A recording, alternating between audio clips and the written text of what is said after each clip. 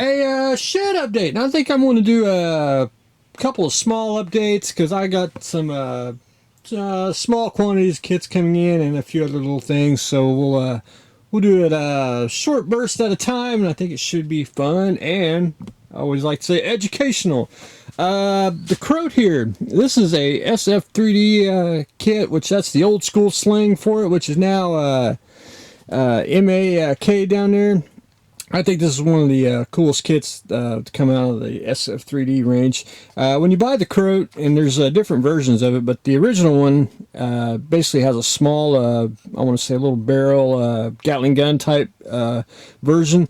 I wanted to do a basically a long Sherman type barrel on it, just to give it a unique, and I've never seen a Croat with a long barrel, but until recently I saw a couple other fellow MAK modelers build one of these with a long barrel, but I thought it'd just be cool. I got to the point where I started kind of painting it, and I was just kind of appreciating it, didn't really know which direction I wanted to go, because with MAK there's just no wrong way to do it, and you know, just it's just a fun thing to do. And I got the box somewhere down there and I wanted to go put it up. Found that buried in a tote, which is in the forgotten model building realm. The pilot there is I think it's a male pilot, and I'm pretty sure I sculpted the female parts on there. And of course had to make a female commander, because you know that's just the way it is with my stuff. All my you know,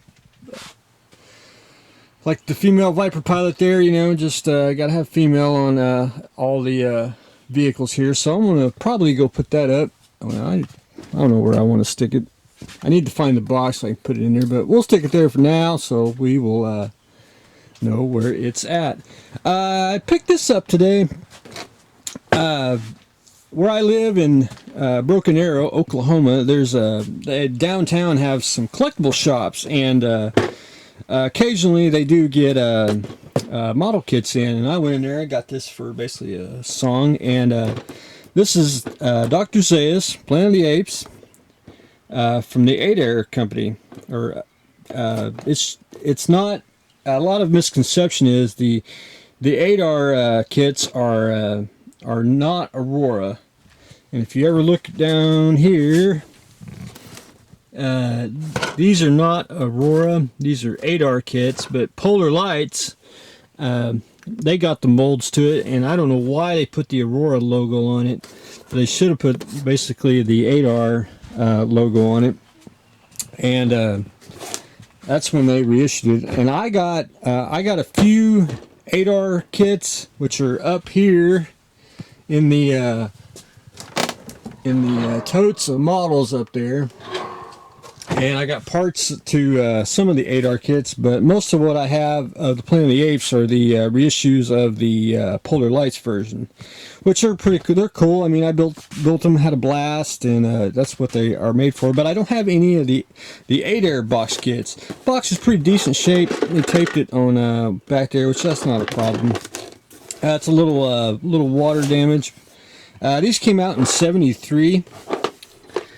And they were made in Brooklyn, New York, too, which, you know, USA made models, which, you know, what they used to do in the old days.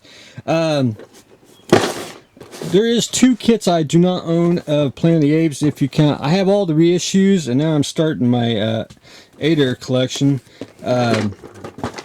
There's one called General Aldo. I don't have him, but he is coming. And there's one ape that's on a horse. I don't have that one at all, and that's usually a high dollar one, but it's actually good shape. I mean, it's it was started just a little bit on the base here, but for a snap fit, and it comes apart. All the parts are there, and you always want to look on the bottom of the base and see if you can see it.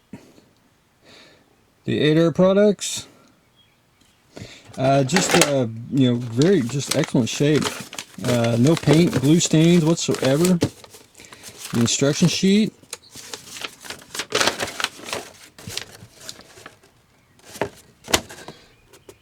I always like to look at old places. I always wondered if, you know, they made if they didn't like box the kits, but did they make a bunch of kits and bag them and put them in a, you know, somewhere else storage place, you know, around New York area or around Brooklyn somewhere, and just a treasure trove of model kits. I always wondered that on, you know, some of the old, I want to say Aurora was in Illinois area, you know, but I just thought fantasy of finding an arc of kits, you know, from a defunct model company.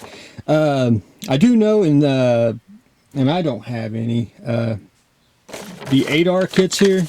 They actually did some plain kits, which are, and I don't have none. I know I don't.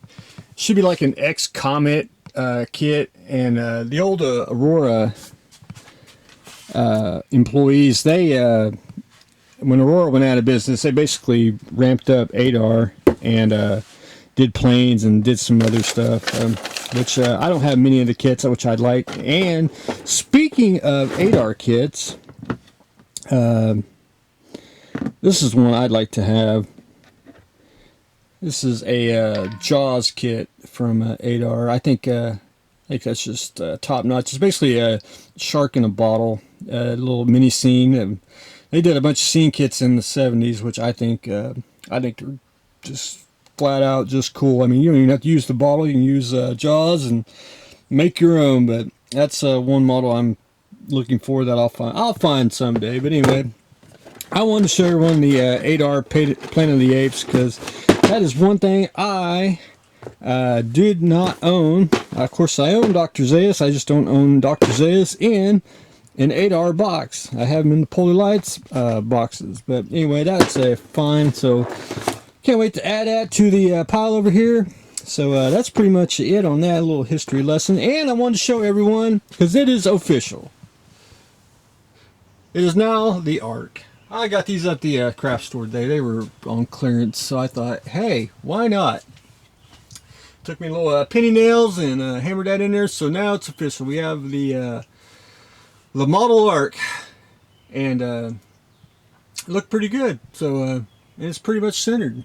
So very happy with it. So everyone knows that this is now officially the Ark. Anyway, that is what I have got going now. Probably have a couple more, maybe on I say next weekend, but who knows? You know, I may do it whatever floats my boat at that moment. But anyway, that's what I've got going on today. I'm putting up the Croat.